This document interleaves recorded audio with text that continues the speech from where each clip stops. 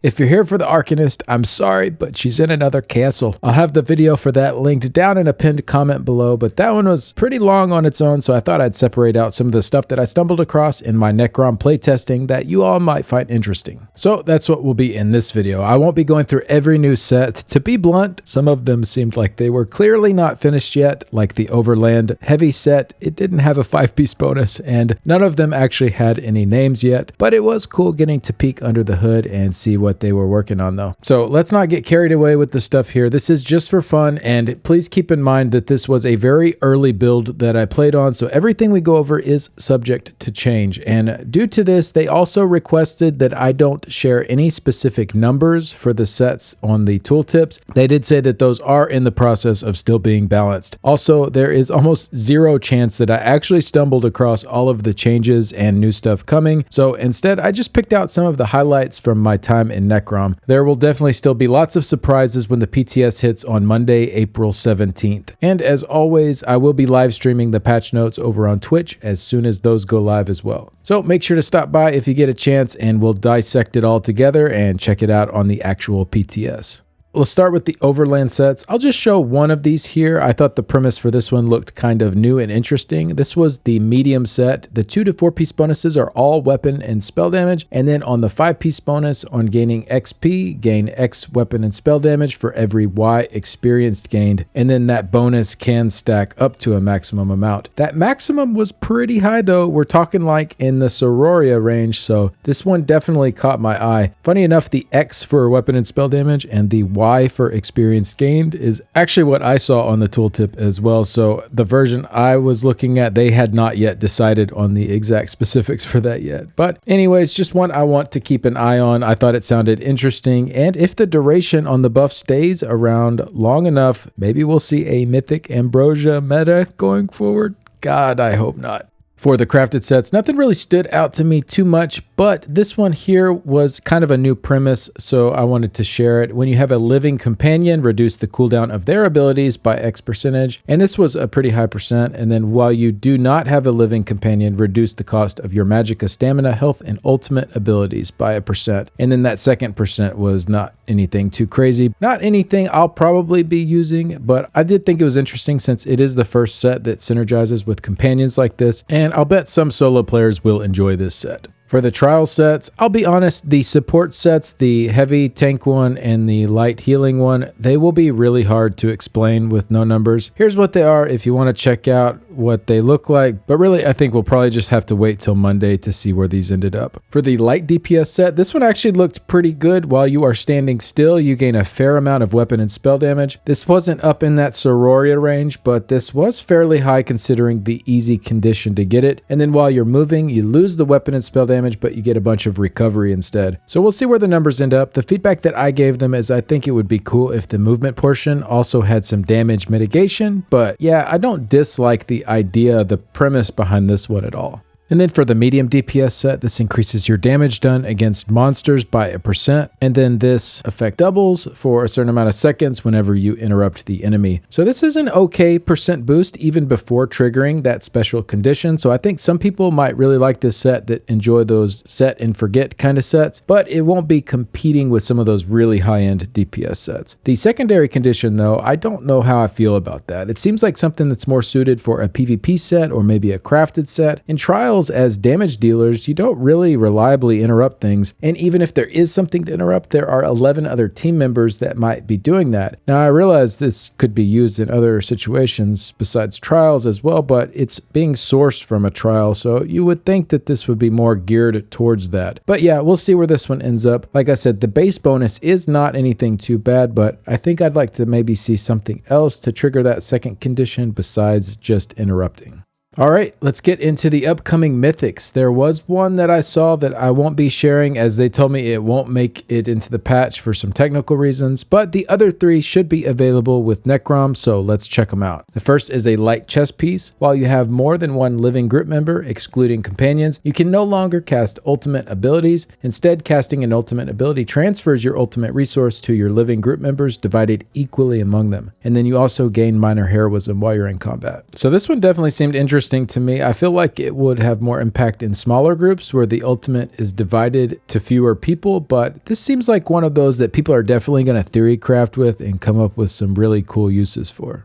The next mythic, oh yeah, by the way, none of these had names yet, so we'll have to wait and see, but these were heavy legs. So the bonus here is while you're above a certain percent of stamina, your damage taken is reduced by a percentage, but you lose stamina whenever you take damage up to once every half second. So I'll say this is a lot of damage mitigation, but also a lot of stamina drain. I think this is going to be really strong if you are built to overcome that added sustain pressure that's going to put on you, since it is just a flat damage taken reduction. I could see this being really nice for tanks on certain fights that have really high damage that isn't blockable. You'll just need to make sure that you are keeping your stamina up, but I think it should make several of the harder fights in the game way more doable. I'm really excited to test this one out and see what other people are able to do with it once it hits the PTS. And then the final mythic, yes, I saved the juiciest one for last. This is the DPS mythic and it goes in the ring slot. So the early version I saw granted a massive amount of penetration, a massive damage done bonus, and a massive amount of crit damage. Like, I couldn't actually believe the numbers I was reading at first, but then I saw the last line there, your light and heavy attack damage is reduced by 99%, and I was like, ah. So this immediately jumped out to me as likely being Zos's answer to the Empower stuff going on right now as an alternate option for those that don't want to do the heavy attack builds. I've been saying for a while now that I don't necessarily mind the power that heavy attack users have, but I don't think it's fair that light attack users have to put in so much work and effort to get to the point where they could pass up what someone is doing with the Oaken Soul Ring and heavy attacks. And a lot of changes they've made to try to help people that can't light attack weave super efficiently, they haven't really brought the bottom up that much for those light attack builds, but this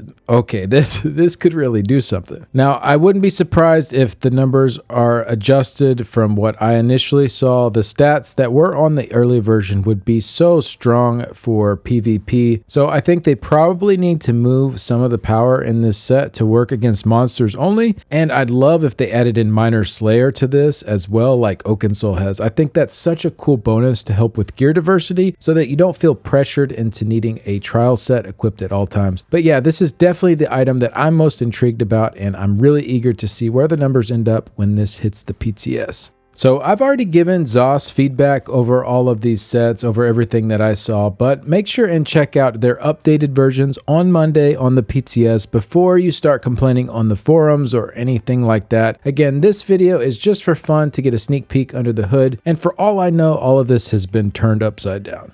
Now, I did want to run through a couple of cool class changes that I stumbled on as well. Again, I can't give the specifics, but I'll try and build a little hype around them for people to dig into on Monday. So Nightblades are getting a small bit of time added to both morphs of their Deathstroke ultimate, so this should be a nice little DPS boost for them to help them compete with other classes a little bit better. And then Sorcerers will be getting Minor Berserk added to Dark Conversion, and then Major Berserk added to Dark Deal, but that one will be at a shorter duration. Sorcerers are also getting a small increase to the Major Berserk timer on their Atronach ultimate. For Templars, they will be getting Major Protection added to their Focused Charge ability, and then the Explosive Charge morph will be getting an increased duration of that Major Protection up from the base morph and the Toppling Charge morph. And then Solar Barrage, they finally buffed it. It's getting a really cool new component added to it where it increases your damage done with class abilities. I think this is a nice creative solution that will help with a lot of aspects of the class, and it's really going to have people wanting to run Solar Barrage a lot more often now. And then finally for Templars with their Rune Focus ability and both of its morphs, the heal from it will apply even when you're not standing in the rune. Now, it will be for a lower amount when you're outside of the rune, but if you are inside the rune, the heal should still be the same as it is currently on live servers. Now, I didn't notice any changes for the other classes, but I could have just missed them, or they could have just not been on the early version of Necrom that I was checking out. So we'll see about that. We'll dig through it all on on Monday on the PTS. And then finally, one other cool thing that I stumbled on, this was in the mount section. There were some new options there for your mounts. One was to mark your mounts as favorites, and then you'd have a separate little section in there for digging through all of your favorite mounts to easily pick from those. And then there was also an option to select random for your mount, and this would just pick a mount at random whenever you actually press the key to mount up. And then there was also an option for a random favorite mount too, so you could just have it pick from your pool of favorite mounts. So I just thought this was kind of neat. I know I have a lot of mounts that I like to use. I'm sure many of you do as well. Just a cool little new feature to go to the base game.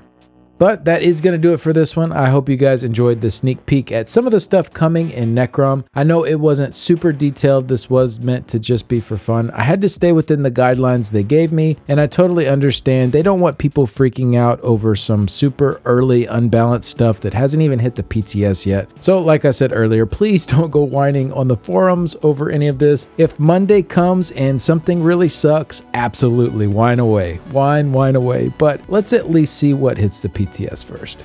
I want to give a shout out to my Patreon supporters and YouTube members. The contributions help a ton to keep the website and YouTube channel going. And a special thanks to Nicholas, Simon, Cougars Bay and the Cougar City Guild, the Order of War Guild, Cantankerous Cat, Shady, Iffy, Blake1816, Mordecai1212, Santanico, Vidridi, Florian, Phoenix, Nalandia, Unemployed, Chryseliana, Cha-Cha, and Technical KO. Thanks again, and I'll see y'all in the next one. Bye.